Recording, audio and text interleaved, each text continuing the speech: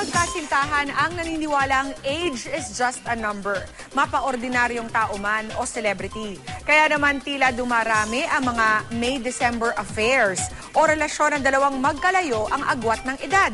Kahit sa maningning na mundo ng showbiz. May chika si Nelson Canlas. Isa sa pinag-uusapan ng husto na May-December affair ang sa Hollywood couple na sina Demi Moore at Ashton Kutcher na mahigit 20 taon ang agwat. Natanggap din naman ito kalaunan ng marami.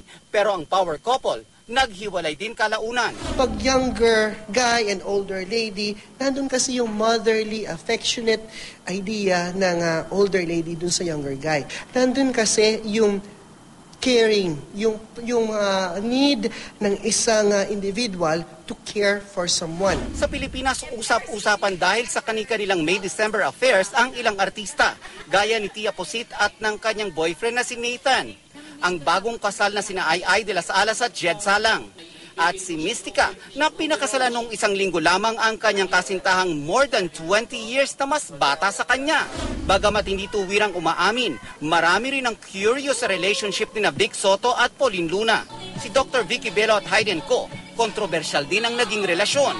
Aminado si Hayden, mahirap mag-maintain ng May-December relationships. Dahil magkaiba ang pag-iisip at henerasyon, kadalasan may conflict daw ang ganitong mga relasyon. Mas mahirap pagka malaki yung age difference, especially kapag hindi kayo nagtutugma ng personality. Coming from within, that age is just a number. Pero maipupunto rin na wala namang pinipiling edad ang pag-ibig dahil kapag napana na ni Cupido, masasabing age is just a number. Sometimes naisip natin na pera lang habol ng younger guy dun sa older lady. Sana wag natin munang titignan na pera lang ang habol, kasikatan lang ang habol, or things like that kung wala naman tayong pruweba. Nelson Canlas, Nakatutok, 24 Oras.